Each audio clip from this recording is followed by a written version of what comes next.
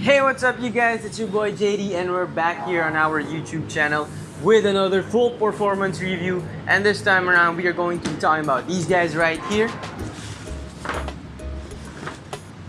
The World Balance Game Champs.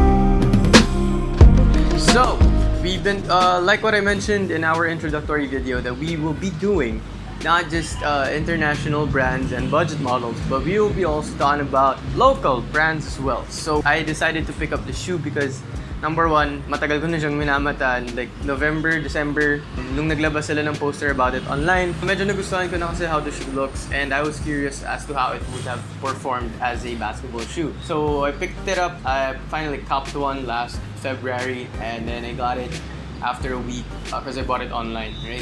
And I did an unboxing IG stories on it, and at the same time, I already posted my initial thoughts on it a few weeks back.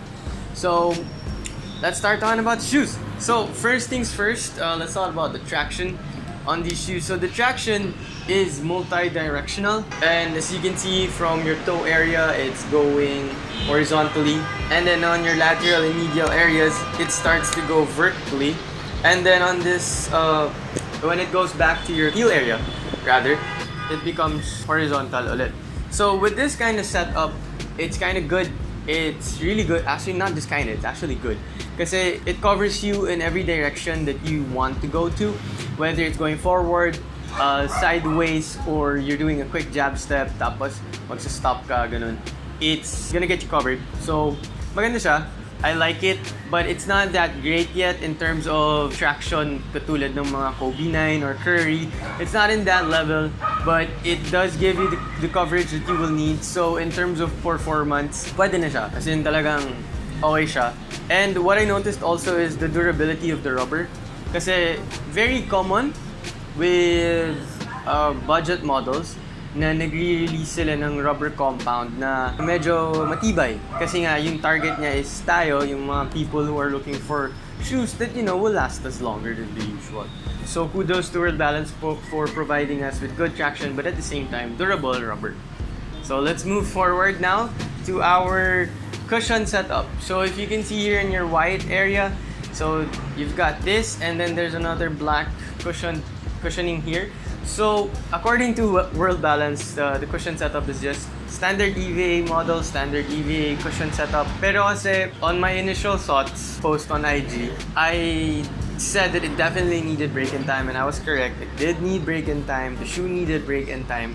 And so what I did was I took it, for 2 days, I used the shoe to go to work, or, work because it's internship. Pero yun nga, I think ginamit ko to go to where I do my internship, and it okay naman, nag-break in naman siya ng maayos, and then after that I used it na to play basketball and stuff like that.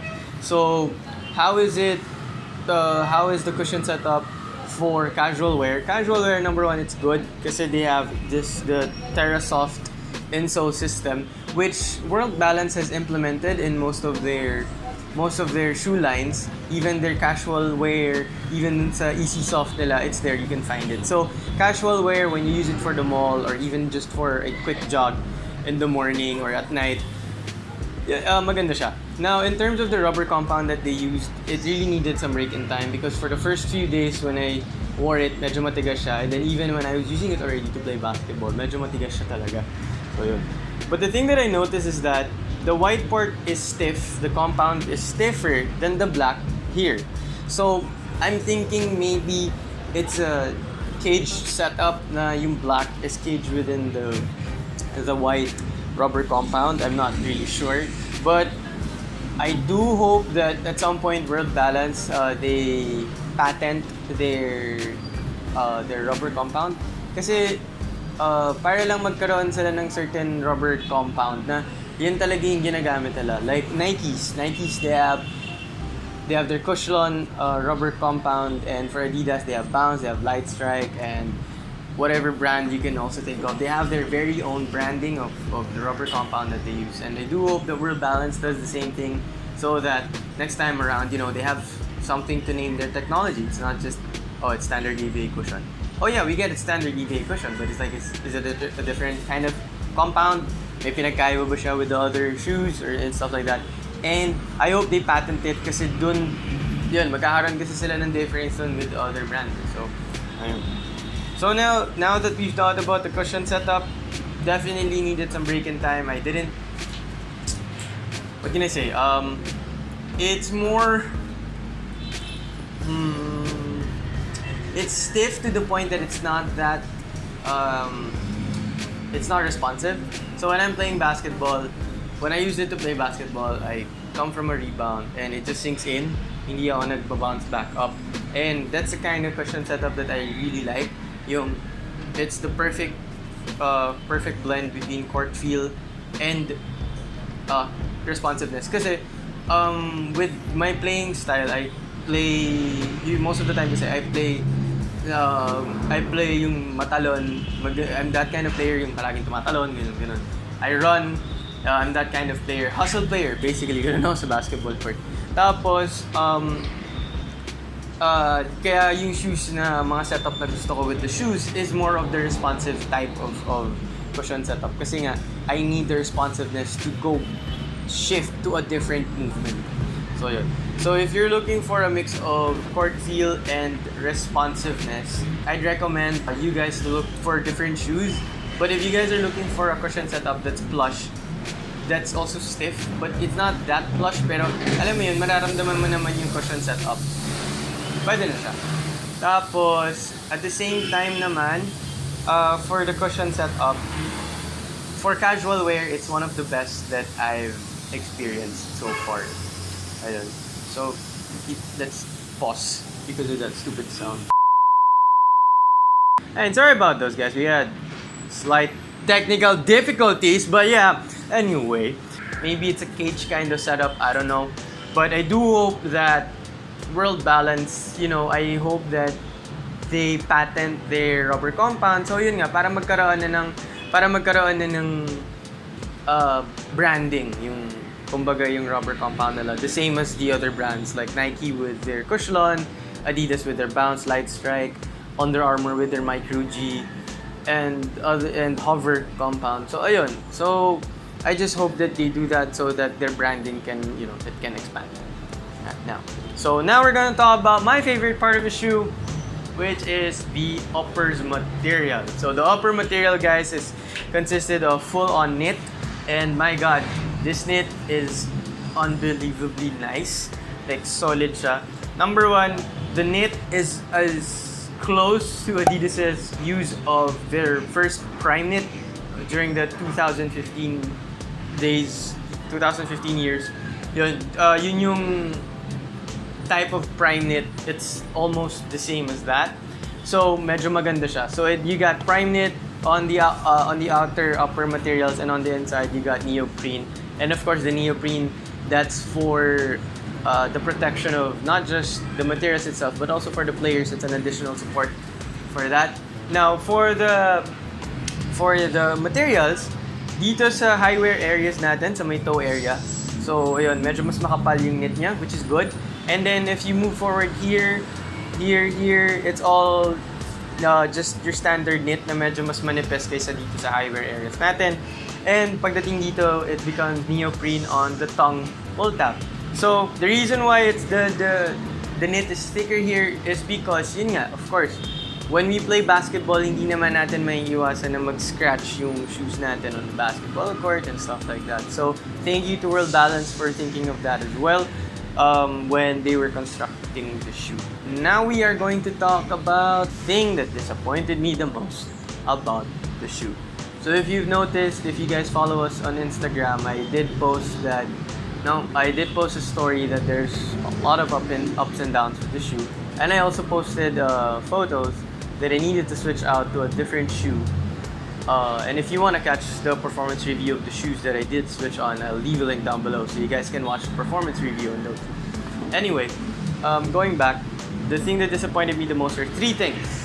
And I think this is very important, which is the fit, lockdown, and the support. So we'll talk about that one by one. So number one, with the fit, the reason why for me it was kind of off already was because number one, if you guys watch the previous video, you will find out that I am a size 8 in general.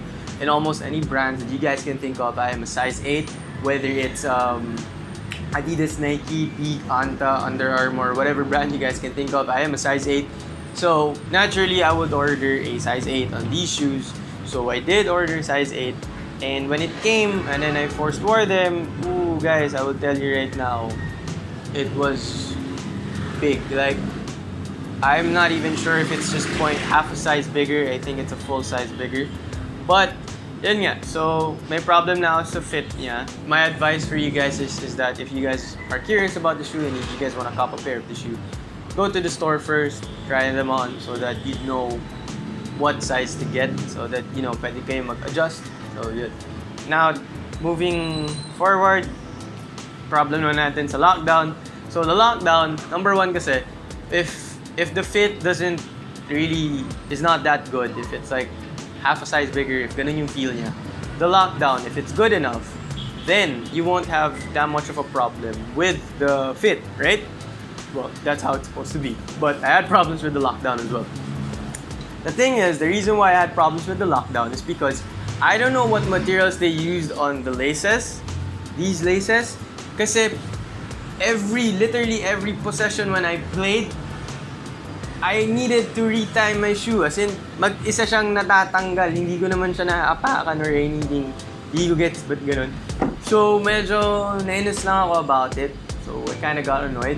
Tapos, I didn't know what to do about it. So, what I did was, I added another pair of insoles. So, ayun guys, medyo lumala siya doon. Mas lumala yung sakit ng legs ko nun. Kasi nagkaroon ako ng 3 layers of cushion setup nun.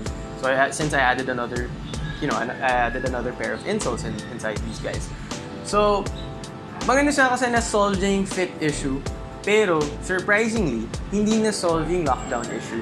Naglagay na ako ng another pair of insoles, pero nag-a-anti pa rin siya on its own. So, what I decided to do was, I decided to double knot the shoe, and that did the job. Nung una, okay siya, and stuff like that.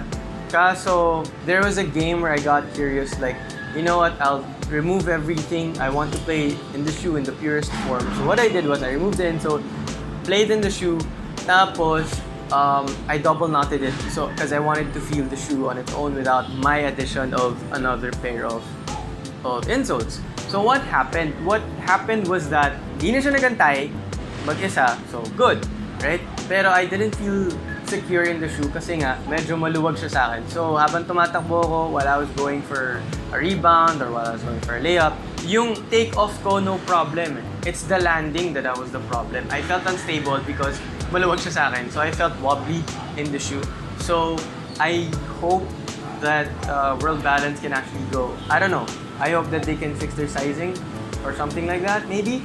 But at the same time, I do wish that they added more heel padding on the shoe, because that would have definitely helped me with my support. So since I had problems with the fit and the lockdown, I definitely had problems with the support. In terms of cushion support, no problem. Pero in terms of material-wise and the sizing-wise, the lockdown of the shoe itself, ayun, nagka-problem lang talaga ako doon. Kasi nga, medyo malaki siya sa akin. So my advice for you guys, if you guys do want to cop a pair, please try them in store first so that you guys would know what to do. So for the support, of course, you got minimal heel padding, which was kind of disappointing. And at the same time, you got your external heel counter, which is very common nowadays, whether it's an internal heel counter or an external heel counter. And, you know, standard na siya ngayon kasi that's what's supporting your Achilles area, right? So, quick comparison lang with the shoes is that since there's minimal heel padding, I have a Donovan issue once, and it's a size 8.5. And if you guys watch other reviewers from the past year, you'd know that Donovan issue ones are long. Kasi it's big. As in, malaking sizing niya talaga. So, I copped an 8.5 because the colorway that I wanted was a size 8.5. Yun na lang yung isang size niya na pwede pa sa akin. So, what I decided to do was, when I got the shoes, I told myself na, sige, you know what, I'll just double sock every time I play using these shoes. But of course, you know, hindi naman ako palaging nagdadala ng extra pair, nakakalimutan ko from time to time. But, because maganda yung heel padding na in-offer nung shoes na yon, kahit one sock lang yung suot ko, kahit di ako nag-double sock, I never felt unsupported. I always felt secure in the shoe itself. So, I do hope that World Balance adds more heel padding to this.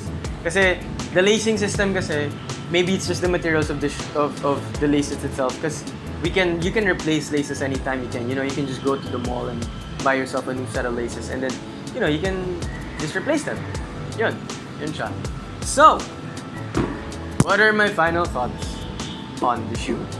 My final thoughts on the shoe is that for 2,300 pesos, or I think somewhere around 44, 45, 46 dollars, this shoe is actually a very nice shoe. Why? Man, it's pocket friendly, man. It's budget friendly, man. Kasi talagang, if kaya mo siyang pag-ipunan ng mabilisan, and number one, matibay siya. So, maganda siya for the black top. I used it in the black top 4 times, only once in the wooden court. So, maganda talaga yung cushion setup niya. The traction setup is nice as well. Not the cushion setup. The cushion setup is good.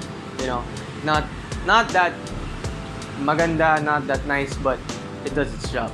So, my final thoughts on the shoe is that for basketball performance, pwede na siya. For 2,300, pwede na talaga.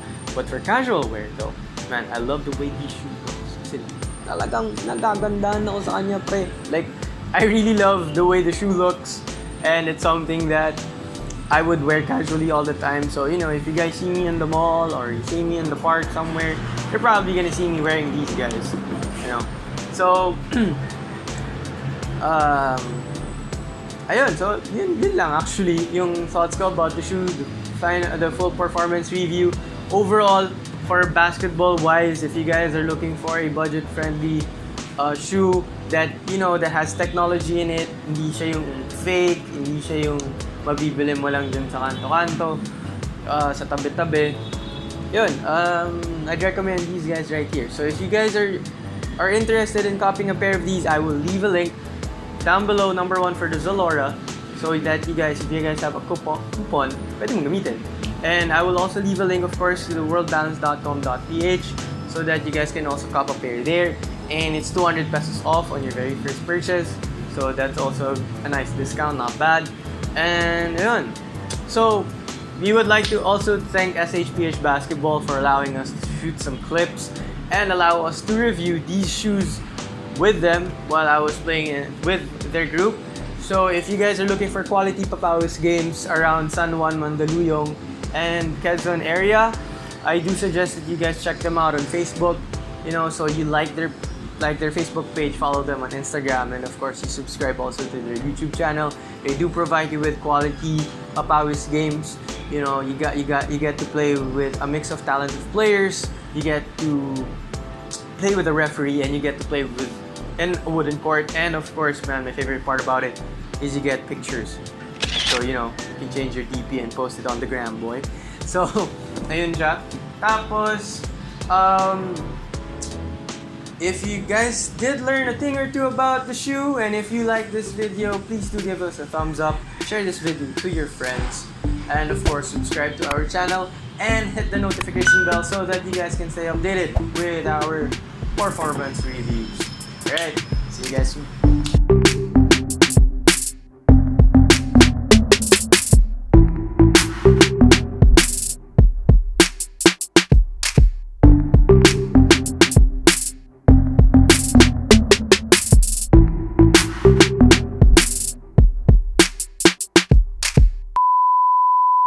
For different shoes, but if you guys are looking for a cushion setup that's plush, that's also stiff, but it's not that plush. Pero alam mo yun, mararamdaman mo naman yung cushion setup. Pwede na siya. Tapos, at the same time naman, for the cushion setup, for casual wear, it's one of the best that I've experienced so far. Ayun. So, let's pause because of that stupid sound.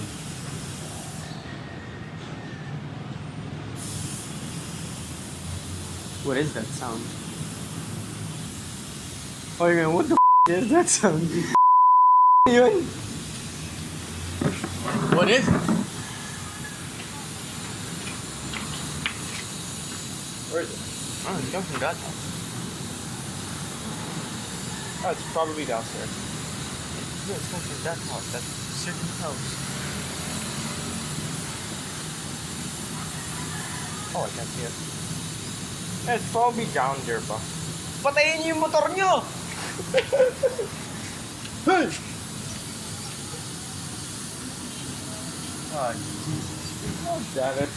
We're gonna have to wait for a while. Oh, those houses are for sale now.